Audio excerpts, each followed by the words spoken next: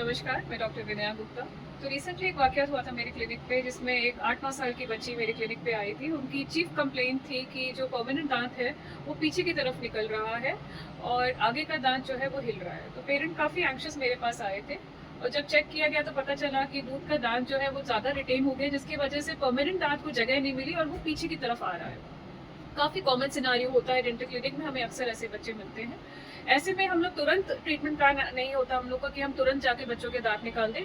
हम 1 महीने के लिए पेशेंट को काउंसिल करते हैं कि एक्सफोलिएटिंग टाइम है अगर, तो आप बच्चों को ग्रिटी फूड खिलाइए ताकि बच्चा आगे से बाइट करे, अपने आप ही दांत प्रेशर से निकल जाए और अगर उससे नहीं निकलता है तो हमें एक्सट्रैक्ट करना पड़ेगा। बस यही बात सुन के पेरेंट ने तुरंत एक रिएक्शन दिया बच्चे को, ओह माय गॉड!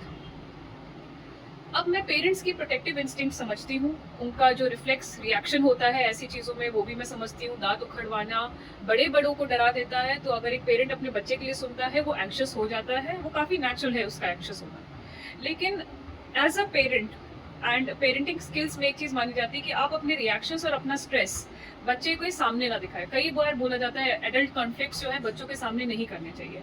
उसकी एक बहुत खास वजह मैं आपको बताती हूँ। बच्चों का जो माइंड होता है एक स्पंज की तरह होता है। आपने अपनी एंग्जाइटी और रिएक्शन डेंटल क्लिनिक में एक चीज़ सुन के, जो चीज़ बिल्कुल पेनलेस प्रोसीजर होता है बाय द वे एक्सट्रैक्शन, बच्चों का तो और भी पेनलेस होता है बिकॉज हार्डली कोई दांत का स्ट्रक्चर होता है जो रहता है और 1 मिनट से भी कम समय में वो पुल आउट हो जाता है। लेकिन आपने इस रिएक्शन को दिखा करके बच्चे को कंडीशन कर दिया कि बहुत ही कुछ पेनफुल होने वाला है और फ्यूचर में वही जो दिमाग है वो आगे आके ये सोचेगा कि डेंटल प्रोसीजर सारे पेनफुल होते हैं और दांत उखड़वाना बहुत ही ज़्यादा बड़ा टास्क है।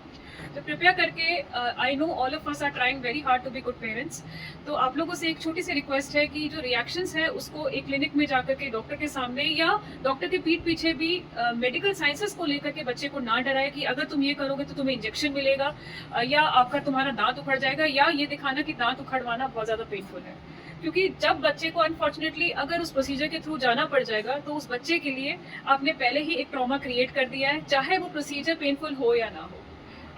और इसी फियर के रहते यही बच्चे जब एडल्ट्स बन जाते हैं तो अपनी मेडिकल कंडीशंस को इग्नोर करते हैं और काफ़ी एंड स्टेज पे या लेट स्टेज पे डॉक्टर के पास पहुंचते हैं बिकॉज वो फियर उनके अंदर पहले ही इंस्टिल कर दिया गया है बचपन में। So please be very mindful how you react in front of your kids. I hope this resonates with you. Take care, keep smiling.